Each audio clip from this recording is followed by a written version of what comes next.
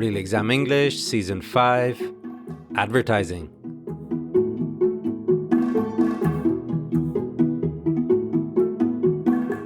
Hello and welcome to the Real Exam English podcast. This episode is about advertising.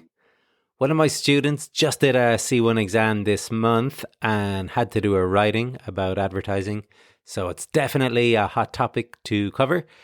Before we start, one thing to make a note of is the pronunciation. So you have advertising, then in the UK you have advertisement, and in the US you have advertisement. This is often shortened to adverts, or even better, to ads, which is much easier, right? Okay, so in this episode we have loads of nice vocabulary, including some colloquial expressions from the US, the UK, and Australia. We also look at how to make your speech more cohesive, and we focus on different ways to use the verb do. As usual, if you would like to read exactly what the speakers say, then you can purchase the transcripts over on the podcast section of the webpage, realexamenglish.com. Okay, question time. Let's go. Is it more enjoyable to watch a TV program with advertising breaks or without them? Without, because we always skip the adverts when there's a program with adverts. We either record it so we can skip it, or we go out of the room when the adverts are on and make a cup of tea or whatever. Do you think more people are likely to buy a product if a celebrity recommends it? Generally, society, yes. Me, no. I ignore celebrities and I can't stand them, so I avoid anything that is endorsed by a celebrity. Short and sweet answers there to start off. Maybe a little too short for a C1 or a C2 exam. You could make them a bit longer to show off what English you know. She did have one key bit of vocabulary, and that was to be endorsed by a celebrity. When a celebrity endorses a product, they publicly declare their approval of that product. Like, that new tennis racket has been endorsed by the tennis champion, so it must be good. The noun from endorse then is endorsement. For example, celebrities make a lot of money nowadays from product endorsements. In your country, which types of products are advertised the most, and why do you think that is? In Australia, there's so much gambling ads. Actually, I've noticed this especially recently. There's a gambling ad on every little thing, and I don't know if it's just targeted to me. It's my targeted advertising, but actually I see it on TV as well, so it can't just be me. But there are gambling ads everywhere, and I think that's because Australians love a punt. We love to gamble, myself included. It is also a pretty big issue because people get addicted, people lose their livelihoods, well, not lose their livelihoods, but lose all their money, lose their houses, lose their families from gambling. So there is an issue there. And there are also calls to ban gambling ads, but definitely, I would say gambling is the thing that's advertised the most. Some people think that advertising encourages us to buy things we don't really need.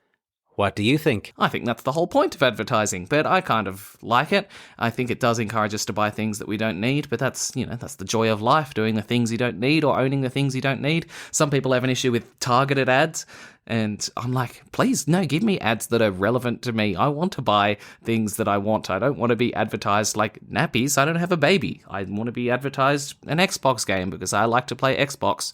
So, I do think it's a bit intrusive, though. I hate seeing ads everywhere. There's a million ads. There's ads on Amazon Prime now. You're paying for that subscription. Why would there be ads there? So that is my problem with advertising. They're everywhere. But I don't mind. I'm happy if they're relevant to me rather than completely irrelevant, All right, interesting answers from Australia there. As he said, they love gambling there, which is when you bet money on something, usually a sport or horse racing. He also mentioned Australians love a punt, again, which means they love gambling. However, because of problems with people getting addicted to it, there are calls to ban gambling, meaning there are demands to ban it.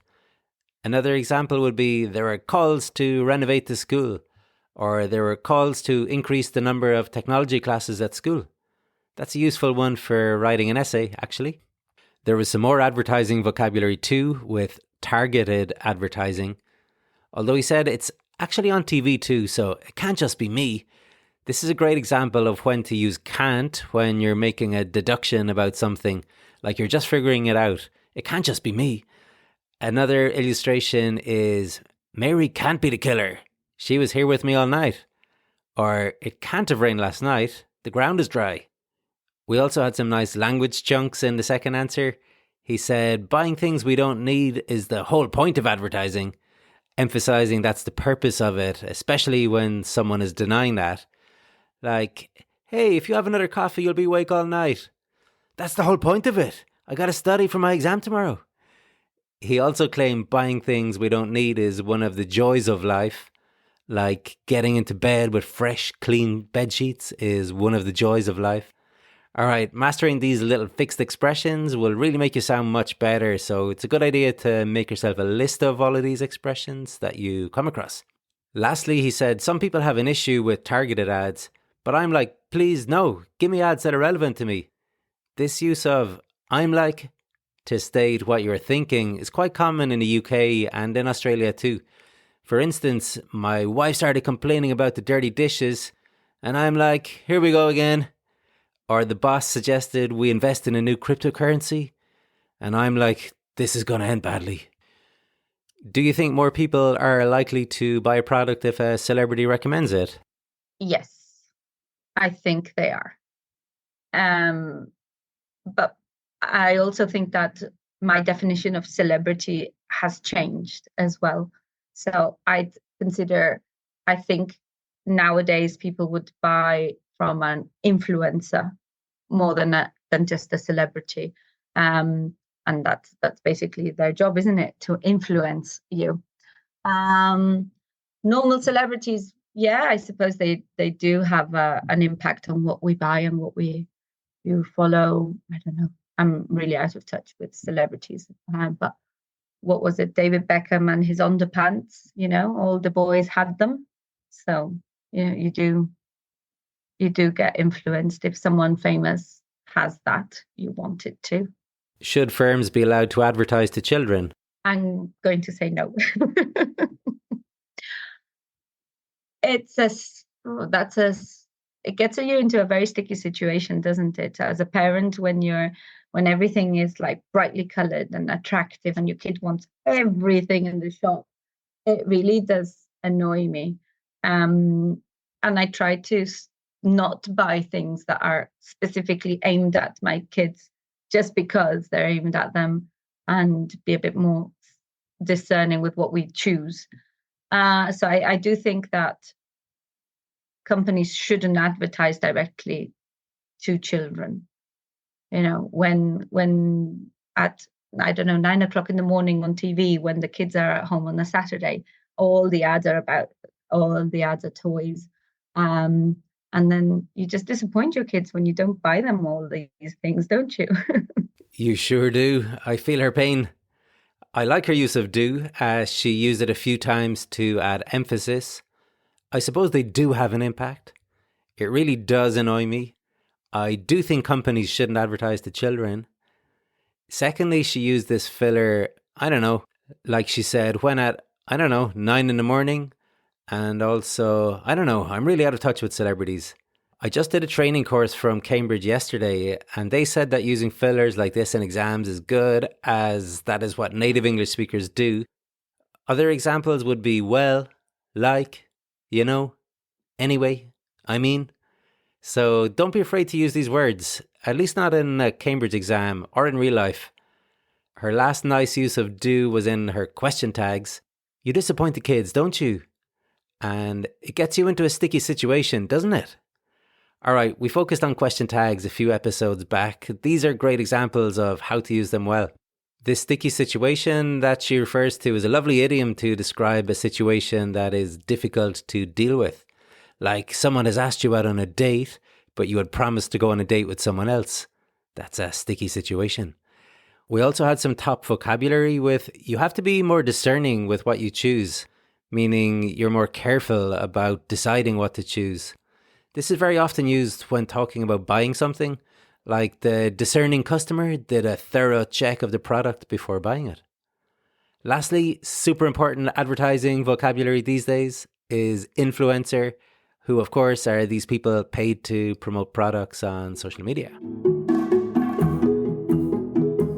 All right, time for the language break. This time we're going to look at reported speech.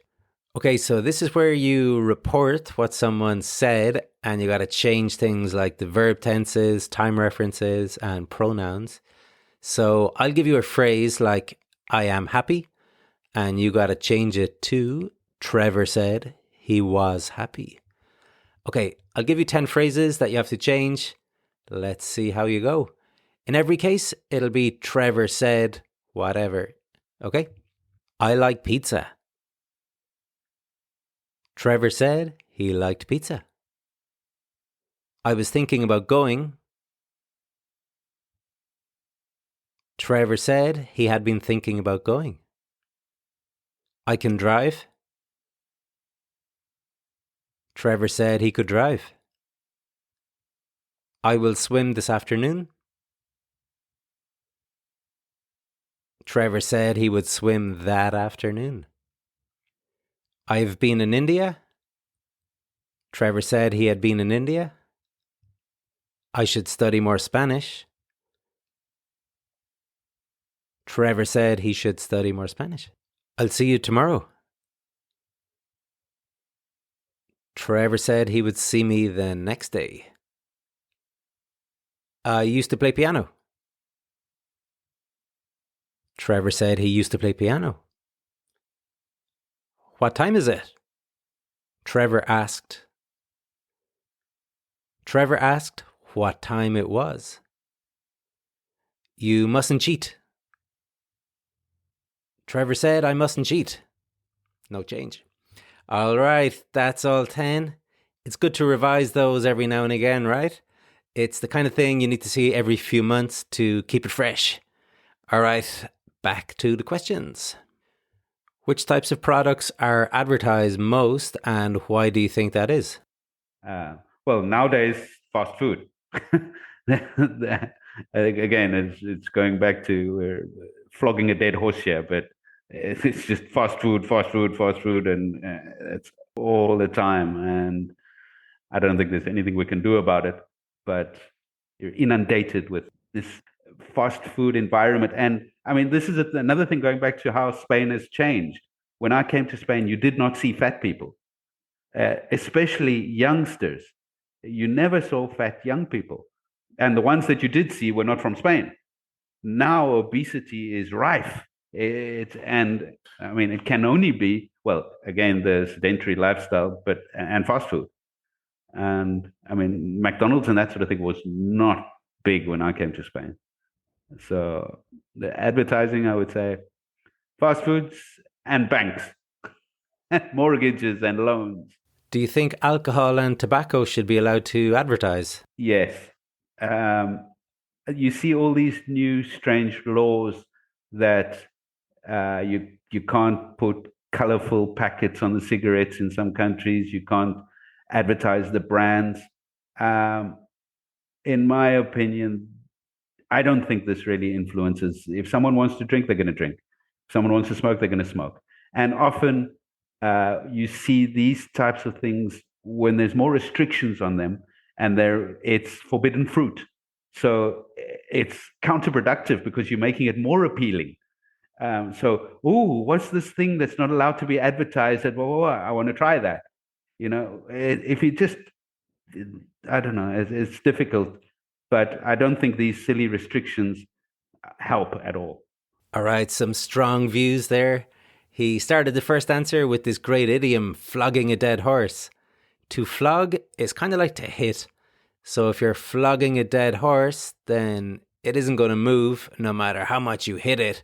So you use this idiom when you keep on talking about something that has already been discussed or decided, and no matter how much you talk about it, the situation isn't going to change. There were two other really useful words in this first answer. The first was inundated. If you're inundated with fast food advertising, then you get lots and lots of it. This word inundated can also be used for an area flooding with water, an inundation. So in this case, you are flooded with fast food advertising. Really handy that. You could use it with work. I've been inundated with calls all morning. Or maybe organizing an event. You could be inundated with requests for tickets or information. The other handy one is rife. Obesity is rife, meaning it is very common, usually something negative that is common, like racism is rife nowadays, or that school is rife with bullying. In the second answer, we had another top idiom, forbidden fruit. This one comes from the Bible, actually, and we use it to describe a situation where people want something even more when it's forbidden. Forbidden fruit tastes sweeter. In the example we heard, the speaker thought that by banning smoking advertising, it would make people want to smoke more. Or as he said, it was counterproductive, meaning it has the opposite effect to the one that you want. Like staying up all night studying can be counterproductive. You'd be better off getting some sleep and feeling fresh the next day. Do you prefer advertisements on TV and newspapers, on the radio, on the internet, or in the street? I don't think I have a big preference for them, but if I did, I would say I would prefer smart and funny advertisements that would be either video. So it would be either on YouTube or on television. And I prefer the creative ones that are, because advertisements, filmed ones, at least for me, and also in print, in magazines as well, can be very creative and very they can impact you. So I like that. Sometimes on YouTube, I'll look up, advertisement awards, the best advertisements of whatever, 2024. And that's really entertaining. Yeah. And some of them are sad and some of them are funny. Some of them impact, I think advertising is a powerful medium. I don't know how it's changed now I imagine it's just that it's branched out to other forms of it other than television. Because you and I guess we grew up with television, right? Right. We sure did. Okay, this answer is really interesting in a way that he avoids repetition. So let's take a look at that. He starts off with, I don't have a big preference for them, but if I did, I would say smart and funny. All right, so he just says if I did, instead of repeating the whole phrase, if I did have a preference for them. Okay, it isn't necessary to repeat the whole thing. You can often just stop at the auxiliary verb, like, I can't play a guitar, but if I could, I would join a band. Next he says, I prefer creative ones. Okay, so using ones instead of repeating advertisements. Then he said, they can impact you. Again, they is replacing advertisements. And then, so I like that. That, in this case, replacing that they can impact you. All right, these are great examples of how to make your speech more cohesive, linking one sentence to the previous one using pronouns and reference words. This is also essential in writing. If you look at how they mark a C1 Cambridge writing, for example, in order to get maximum 5 marks for organisation, you need to use, and I quote, a variety of cohesive devices. So on top of having nice connectors and well-organized text, you got to get some cohesion in there, using words like the ones we just looked at. Is it more enjoyable to watch a TV program with advertising breaks or without them? So generally I would say without them, but actually lately I've quite enjoyed breaks because you can have a cuppa or have a wee and you can pause it and then you can fast forward it when you're ready. I'd agree, it's a bit of a treat. Yeah. Yeah, but only enough in moderation. In your country, which types of products are advertised most and why do you think that is? I think food, technology, phones, things like that. We have a lot of gambling as well. We do have a lot of gambling. Yeah. We used to have a lot of alcohol as well, but Yeah, now I it's don't gone to think- like 0%. Yeah, I don't think we're allowed to do it. I think it's promoting binge drinking, isn't Yeah. it? I think it's Sports. sports, sports, gambling and fast foods mainly. I think Yeah. that's the main 3 big ones. I would agree. And I suppose it's all stuff you can get instantly besides sports. I'm going to get me some sports. I'm gonna get some sports. I'm going to get me some sports. Hilarious. This expression, I'm going to get me some whatever, is used in a jokey way. It's in the style of someone from the southern United States, someone unsophisticated, and the grammar is deliberately incorrect. So if you watch any videos from the deep south of the US, they might say, I'm going to get me some chicken wings and beer. Or, I'm going to get me some guns and shoot that boy. Okay. Then from the other side of the Atlantic, we also had 2 very British words, cuppa and wee. She said she likes ad breaks because you can have a cuppa and have a wee. A cuppa is a cup of tea. British people love drinking tea. If you visit someone's house, it's very common for them to offer you a cuppa. Fancy a cuppa? And if you drink too much tea, then you need to do a wee, which of course is to urinate and can be used as a verb, I need to wee, or a noun, I need a wee. Another great word was a treat. It's a bit of a treat. If something is a treat, then it's like a reward or enjoyable experience. Another example would be, I know you've been working so hard recently, so I've booked this into a fancy hotel for the weekend as a treat. Or as a special treat, you can get whatever you want from the toy shop. This one is listed as a C2 word in the Cambridge Dictionary, so it's a nice one to know. Alright guys, that treat of a word is where we're going to leave it today. I hope you weren't inundated with too much new vocabulary, but if you were, then get yourself a break, have a cuppa, maybe a wee, and have a listen again when you feel like it. I'd love to hear your feedback, so you can leave a comment on Spotify or drop me a message on Instagram or send an email. Okay, thank you very much for listening today. All the best. Trevor.